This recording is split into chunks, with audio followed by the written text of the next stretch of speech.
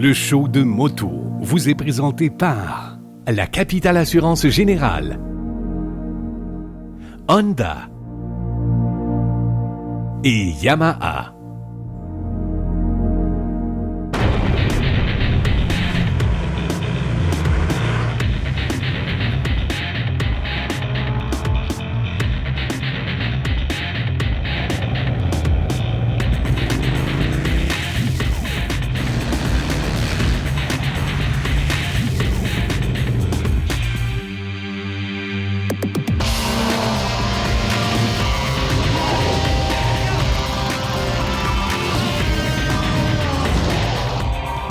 Bonjour tout le monde, bienvenue au show de moto. Cette semaine à l'émission, on vous fait découvrir le rallye Americade qui se tient chaque année au Lac-Georges.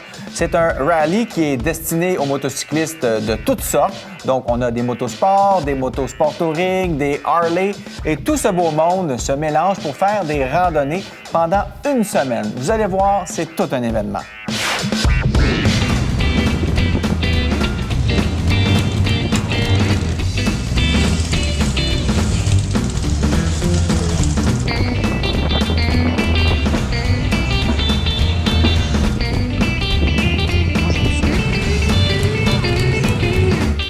Americade, ça s'organise pas tout seul. Il y a plein de gens qui travaillent pour organiser cet événement-là. Et on a la chance de rencontrer Nora Twyman, qui est une Québécoise. C'est Nora Tivierge, t'es Twyman par alliance. Salut, ça fait longtemps que tu travailles ici?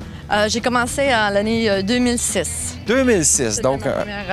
ma première événement.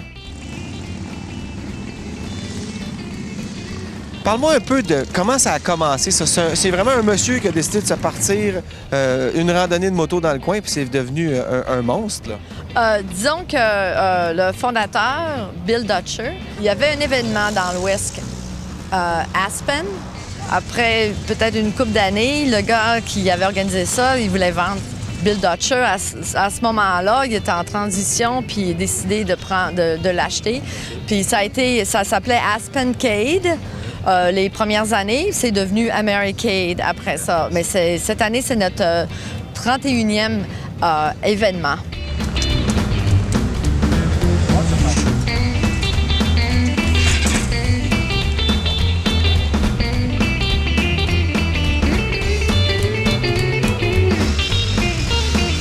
Il faut dire aussi que vous avez une région qui est un joyau pour la moto. Il y a tellement des belles routes. D'ailleurs, vous avez des tours guidés. Ça, c'est très populaire. On voit les gens qui partent le matin. Les gens paient pour ça, pour suivre un guide et on les amène dîner et on leur donne un tour de la région? Oui. Toutes les années, on organise en moyenne 10 tours. Et même si on sort du tour guidé que vous nous donnez, c'est beau partout. C'est ça qui est le fun. Très beau. C'est une région magnifique pour faire de la motocyclette parce que... il y a beaucoup de routes qui sont en S. Moi, j'appelle ça up and down, right and left. Oui, c'est en plein ça. Il y en a beaucoup. Et puis, quand je commence à planifier les tours en automne, souvent, on essaie de couvrir le nord, le sud, l'ouest et l'est pour avoir des vues différentes.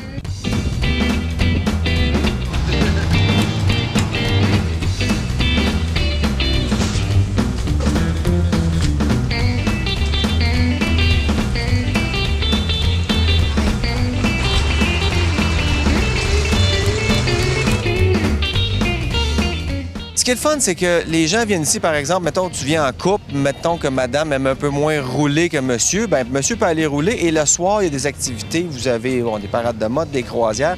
Vous avez des shows d'humour aussi?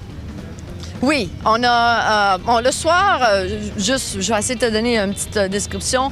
Le lundi soir, on a la célébration d'ouverture. Ensuite de ça, le mardi, cette année, on avait le Pig Roast and Hoedown, c'était comme un méchoui avec... la musique country. La musique country. Le mercredi, on avait le comédien. On a un comédien, celui qui a gagné le... Last Comic Standing. Last Comic Standing. Ça fait 3 ans qu'il vient et tous les ans, les gens reviennent. On a aussi le défilé de mode. Demain, on a le comédien encore et vendredi, on a la soirée de fermeture dans le parc comme un parc Six Flags, un peu comme la Ronde à Montréal. On a des feux d'artifice qui sont planifiés. Samedi, on a la parade et on a un party à The Ranch aussi à la fin de la parade avec un barbecue. Et samedi soir ou dimanche matin, là, allez-vous-en chez vous, ça fait. Oui.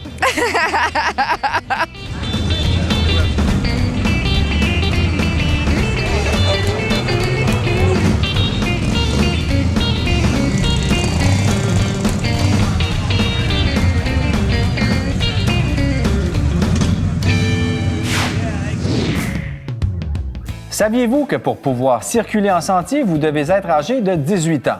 Si vous êtes âgé de 16 ou 17 ans, vous devez être titulaire d'un certificat d'aptitude.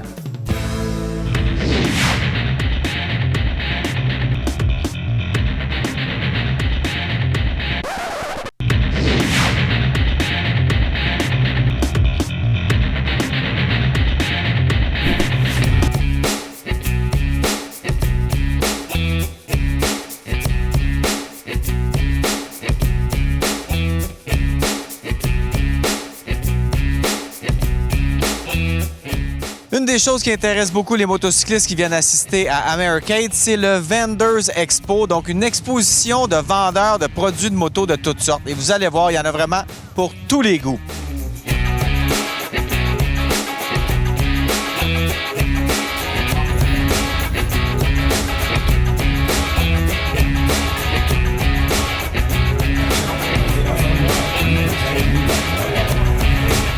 Ici au Americade, il y a toutes sortes de manufacturiers qui viennent faire essayer leur moto et on a la chance de rencontrer Manon Durand et Paul James de Harley-Davidson qui sont là, qui sont très populaires par les temps qui courent.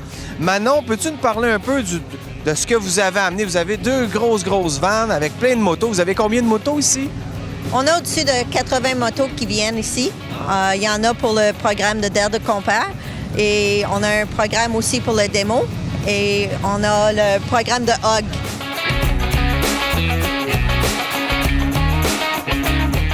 Why is it worth it for Harley-Davidson to invest that much money and to bring 80 bikes here and just to have people try them out? Because we know that when you ride a Harley-Davidson motorcycle, you'll fall in love with it and you'll want to buy one. That's why we do it. That's it. Manon, qu'est-ce que les gens disent quand ils débarquent de faire leur randonnée? Ils reviennent ici, ils ont sûrement un sourire dans le visage. C'est le fun de voir ça parce que les gens, tu les vois, le sourire est super grand. Y a-t-il une autre moto que je peux aller essayer? Il n'y en a pas juste une. Fait que c'est super le fun de voir ça. Is there a maximum of bikes we can try during the week here? You could ride as many motorcycles as you want. Once you get registered, you could ride all day, every day, from Saturday through Saturday. It is a fun week, and it enables us to get a chance to interact with our customers and understand what they want.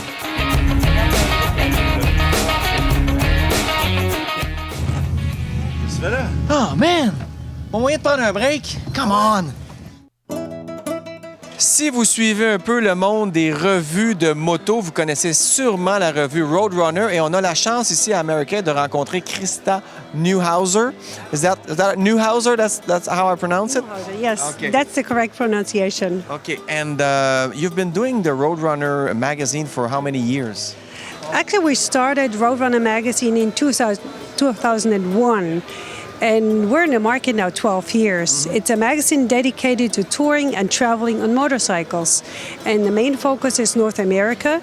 And what we basically do, we go out there, first we research an area, we plan the tours, we scout them out and ride the roads. We take photos, come back and feature tour articles, which include not only the beautiful photos of the area, but also the tour information where you said you would have what's the best time to travel there, the contact information, the road conditions. So all these informations, including the maps and GPS, are part of what we do. You're a rider too, I guess. Oh, absolutely. How many years have you been riding? Oh, many years. What a question. So whatever has two wheels, I'm on it. We are family-owned, family business. We are a handful of people, very dedicated, and we love what we're doing. We don't have a job. It's kind of our hobby. Yeah. It's what we do.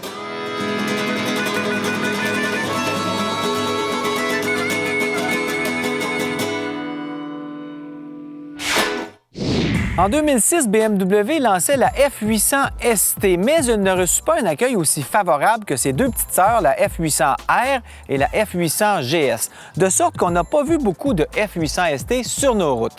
En 2012, BMW lançait la version revue et améliorée de la ST, la F800 GT, une version revue et améliorée, mais plus abordable, plus légère et surtout moins intimidante que les grosses motos de touring auxquelles on est habitué. C'est vraiment une moto qui s'adresse aux gens qui recherchent un modèle de touring intermédiaire. Même si c'est pas une bombe de puissance, elle se débrouille fort bien dans les dépassements et son moteur placé assez bas dans le cadre la rend très facile à mettre en virage. En fait, la F800 GT, c'est ce que j'appelle une moto pour la vraie vie. Elle est sobre, efficace, mais surtout polyvalente au quotidien. C'est pas une moto qui va vous donner des frissons dans le dos lors des accélérations, mais par contre, tout ce qu'elle fait, elle le fait très bien.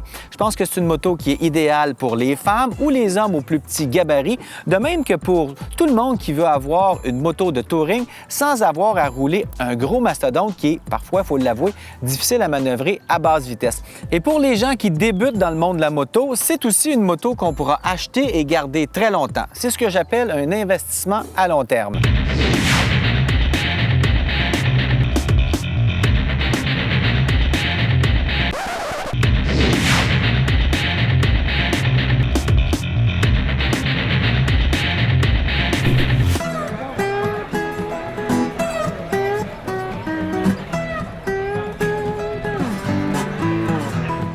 On se promenait dans les allées ici au Forum et on tombe sur François Gariepi de Tourisme Charlevoix. Salut! Salut, comment ça va? Ça va très bien. Écoute, on est dans notre univers. Qu'est-ce que vous faites ici, vous, Tourisme Charlevoix? Vous amenez des Américains chez vous? En fait, c'est ça l'idée. En fait, ça a commencé il y a plusieurs années avec un journaliste qui était venu nous visiter, qui a écrit un article dans Rider Magazine, qui s'appelait Canaille. Puis il avait écrit un article « Monter pour manger, Ride to Eat ». Il avait été fasciné par Charlevoix. Puis bon, de fil en aiguille, il m'a dit « ça ne tente pas de développer le marché américain ». J'ai dit « oui, bonne idée ». Fait que je suis venu il y a 4 ans en visiteur. Et puis, ça m'a convaincu qu'il y avait un potentiel pour nous. Puis là, bien, tranquillement, là, c'est notre 3e année. Puis on a décidé de s'installer. Est-ce que les Américains, quand vous leur parlez de Charlevoix, est-ce que c'est comme complètement une découverte pour eux? Bien, en fait, il y a 4 ans, quand on était venu en tant que visiteur, on avait fait une étude de marché, on avait amené des questionnaires. Puis je t'avoue que les premières années, ça n'avait aucune idée. Il n'y avait pas leur passeport. Mais depuis l'année passée, cette année, on en est très fiers. Là, les gens viennent nous revoir, mais on vend Charlevoix, les beautés, l'accueil, la sécurité, la route des saveurs, très important, tu sais. Puis ceux qu'on sent qui sont un peu plus énervés pour le français, on leur dit, bien, tous mes partenaires qui travaillent avec moi sont bilingues. Fait que... We speak English. Exactly.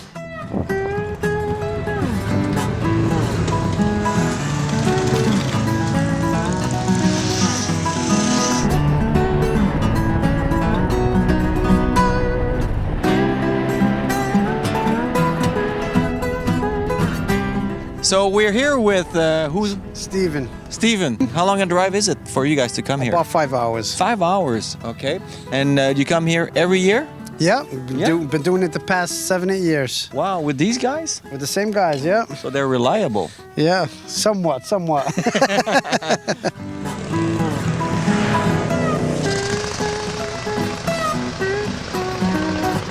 Beaucoup de gens pensent organiser des rallyes comme ça, mais ça prend d'abord une belle région, ça prend une organisation, puis ça prend la participation de la municipalité. Ici, on voit que c'est une ville qui est orientée tourisme. Il y a des gens qui viennent au Lac-Georges à l'année. Mais parle-moi un peu de l'apport de la ville dans toute cette organisation-là. Il faut que les gens collaborent. Bon, c'est sûr que la collaboration de la ville est nécessaire. On ne pourrait pas faire ça s'ils ne travaillaient pas avec nous.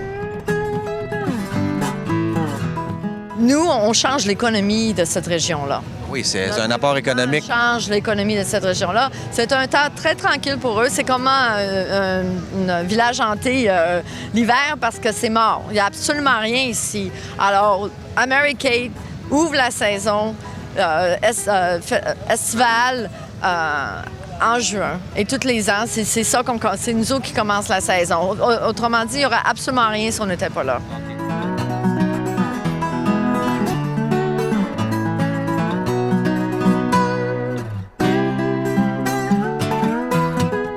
notre impact est plus que dans le lac Georges, c'est toutes les villes, les villages environnants. Oui, parce que les gens se promènent, ils vont dîner quelque part à 1 heure ou 2 d'ici, ils reviennent le soir, donc c'est vraiment très bon pour la région.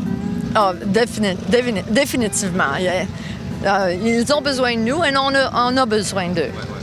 Bien, merci, Nora. Tu vois, ton français n'était pas si loin, ça a bien été. J'avais peur ce matin.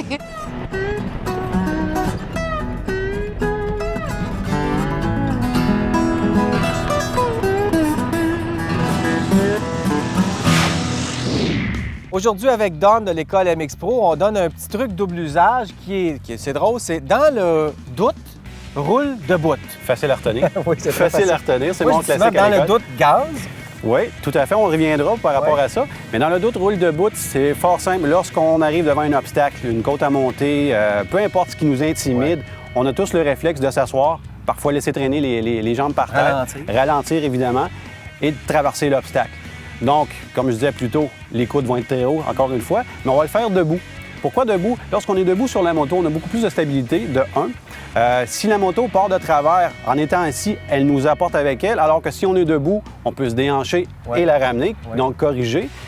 L'autre chose, c'est la vision qu'on est capable d'avoir étant debout. On voit beaucoup plus loin, on a un champ périphérique beaucoup plus large que si on est simplement assis, et ça va selon les types de motos. D'ailleurs, dans notre expédition au Labrador, il y a des gens qui m'ont écrit sur le site web, disent « Pourquoi tu roules debout? » On fait du chemin de terre sur des centaines de kilomètres. Et puis tu viens que tu es presque plus à l'aise debout qu'assis dans un chemin comme ça. Et c'est pas nécessairement plus dur physiquement, parfois même au contraire. Le dos, tu lui donnes un break, je veux dire, tu reposes ton dos et tu te supportes uniquement avec le haut de ton corps. Les jambes non plus forcent pas, donc je recommande fortement. Mais surtout dans le doute, c'est-à-dire devant un obstacle, ce que je vois souvent, les gens vont rouler debout, mais aussitôt que ça devient compliqué, on s'assoit. C'est normal, mais faites-le debout. Ralentissez, sortez une position agressive, mais passez au travers l'obstacle debout et ça va passer mieux. Mais il ne faut pas faire ça sur la route parce que c'est illégal. C'est curieux que ce soit illégal parce que, dans le fond, on a presque plus de contrôle comme ça. Oui, bien d'un point de vue... c'est illégal au Québec. C'est ça. Je peux comprendre que si debout sur une custom ou une Harley, ça paraît moins bien, tu cours après le trouble. De toute façon, tu n'es pas confortable debout sur ces motos-là. Non plus. Fait que c'est ça. Mais debout pour voir le nid de poule qui est quand même, qui s'en vient, qui est assez gros, éviter le trafic ou quelque chose qui s'en vient. On est des motocyclistes, il faut voir tout en premier avant les autres. Donc c'est pour ça que debout, si vous pouvez le faire, parfait. C'est idéal. On s'assoit? Merci, Don.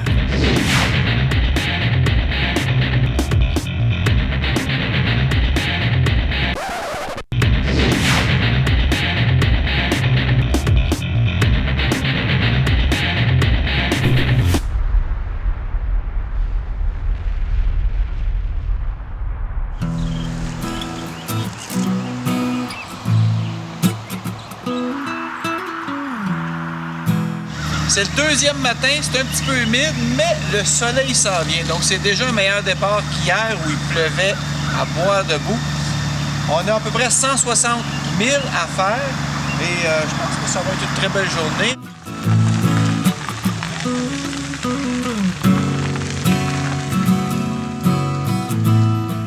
Alors aujourd'hui, conditions météo exceptionnelles, pas de pluie. Hier, on a dû transiger un peu avec beaucoup de feuilles, une chaussée humide par endroits. Il fallait quand même prendre quelques précautions au niveau de la conduite. Mais aujourd'hui, on a des conditions exceptionnelles. Température très, très confortable. Ça oscille dans les 16 à 17 degrés. Et en après-midi, on va sûrement avoir du 20 degrés. Alors, des conditions vraiment idéales. Non, c'est parfait.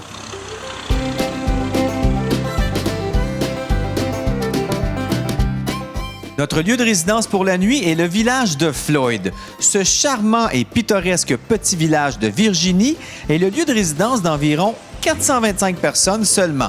Il est de plus en plus connu pour la musique bluegrass.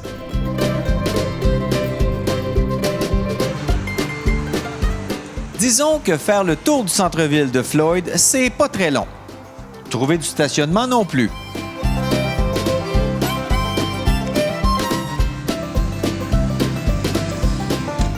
Après une bonne nuit de sommeil, on reprend la route de bonne heure, direction Blue Ridge Parkway. C'est pas tous les jours qu'on peut rouler près de 500 km sans croiser aucun stop ni feu de circulation. Et tout ça à travers des paysages verdoyants.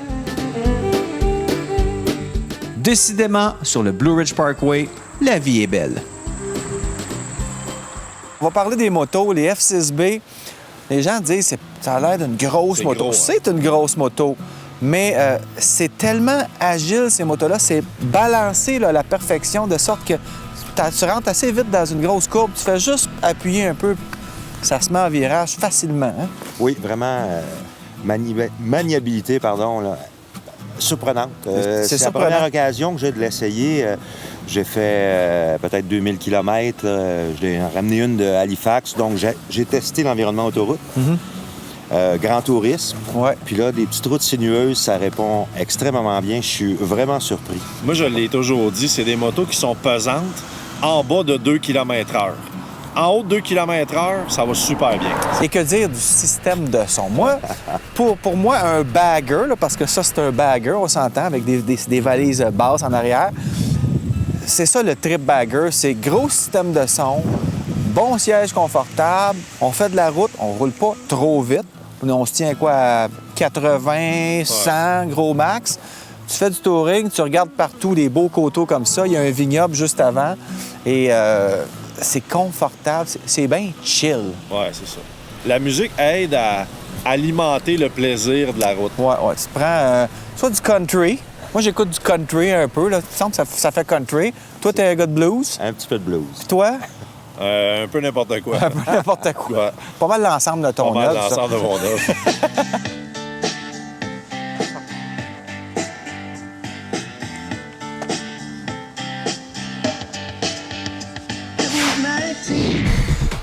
Participez au tout nouveau concours Profitez de la vie avec la Capitale Assurance Générale où vous courez la chance de gagner 125 000 $ en prix.